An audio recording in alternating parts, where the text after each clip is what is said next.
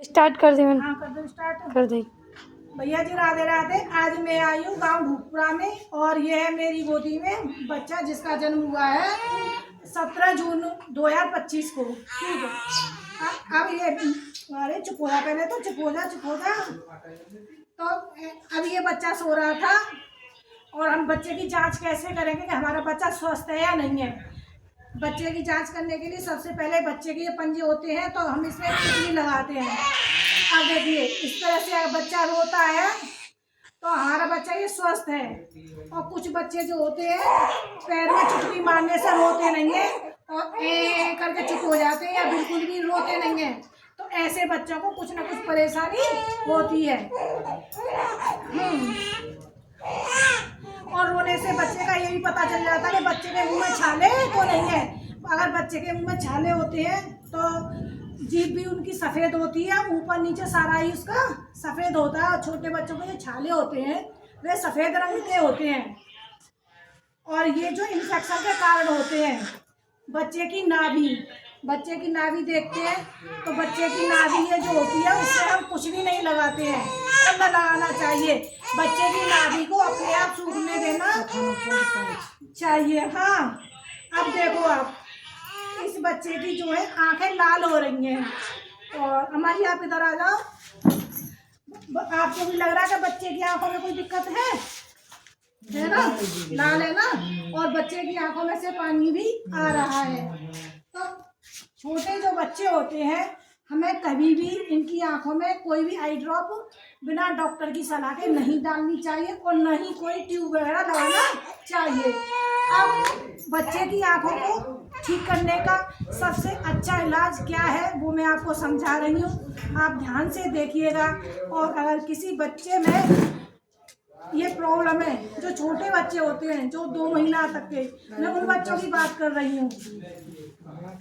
ये बच्चा लिया, देखो ये भी आँख आ रही है इसकी, दोनों आँख आ रही हो, पलकें भी लाल हो रही हैं। आपको करना क्या है, ये जो अंगूठे हैं दोनों हाथों के, तो ये जो है इस तरह से करने हैं, नीचे से लहंगे ला के नीचे से और इस तरह से, दिखाई दे रहा है आपको, इस तरह से। तो एक बार में 10 बार करना है। एक बार में कितनी बार करना है? 10 बार। ठीक, और दिन में 4 बार, तो ये हो गया 40 बार। इस तरह से करने से आपके बच्चे की जो आंखें हैं जो आ गई हैं, उनमें जो कोई प्रॉब्लम दिखाई दे रही है तो 3-4 दिन में दूर होने लगती है। आप बच्चे की आंखों में जो फर्क है वो तो 24 घंटे के अंदर पता चल जाता है। आप ये बताइए समझ में आई क्रिया के ना आई? करना कैसे, आप बताना कैसे करोगी? हमार जा। हाँ, इस तरह से नीचे थोड़ा साइड से नीचे से आगे ये इस तरह से और इस तरह से, ठीक है, इस तरह से करते हैं। पेन मत चला। और ये भी जाता है जो हमारी गाइडलाइन है सरकार के अनुसार, छोटे बच्चों की आंखों में काजल नहीं लगाना चाहिए। क्यों नहीं लगाना चाहिए? क्योंकि काजल में और तो कुछ होता नहीं है। अब जो काजल होता है उसमें आँख के द्वारा, आँखों के भी छिद्र होते हैं, तो उसके द्वारा ये काजल जो पेट में जाता है। पेट में जब चला जाता है तो ये इन्फेक्शन फैलाता है। आपने कभी कभी देखा होगा छोटे बच्चों में कि जब उनके सर्दी हो जाती है, जब उनकी नोजी आती है तो उस नोजी में से भी काला काला आता है कि नहीं आता है? काला काला आता है ना, तो वो क्यों आता है? वो इसीलिए आता है कि आंखों के भी छिद्र खुले होते हैं और आंखों से भी जो काजल है वो पेट में चला जाता है। अब बात आई टूड़ी पर। ये बच्चा जब पैदा होता है तो ये जो नाल होती है उसका संबंध अंदर होता है पेट से। टूड़ी में क्यों नहीं कुछ लगाना चाहिए? एक तो अगर आप इसमें तेल लगाएंगे या पाउडर लगाएंगे तो ये जल्दी सूखेगा नहीं, ये जल्दी सूखेगा नहीं, और जब सूखेगा नहीं हरा बना रहेगा तो इसमें इन्फेक्शन फैलने की संभावना रहती है। कोई मक्खी बैठ गई, मक्खी कहीं से कुछ अपने पैरों में लाई, उसने छोड़ दिया तो वो टूड़ी के द्वारा नाभि के द्वारा पेट में चला जाएगा तो इन्फेक्शन पैदा करेगा। कोई घर में बच्चा है, बच्चे को उसने ले लिया, टच कर लिया, उसका गलती से हाथ टूड़ी पर पड़ गया तो भी जो बच्चे के हाथ में टीका थे वो उंगली पर लग जाएंगे तो क्या होगा, बच्चा बीमार हो जाएगा। इस तरह से बच्चे को इन्फेक्शन हो जाता है। तो कुछ छोटी छोटी सावधानियां हैं जिनका हमें ध्यान रखना है। और ये जो बच्चा है इसको 6 महीने तक किसी भी प्रकार की कोई गुत्ती वगैरह नहीं देनी है।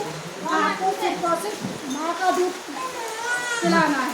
बच्चे को 6 महीने तक सिर्फ और सिर्फ माँ का दूध। जब बच्चा 6 महीने का हो जाएगा तो उसके बाद हम इसका ऊपरी आहार शुरू करेंगे और समय के अनुसार इसके टीके भी आप लगवाती रहिए।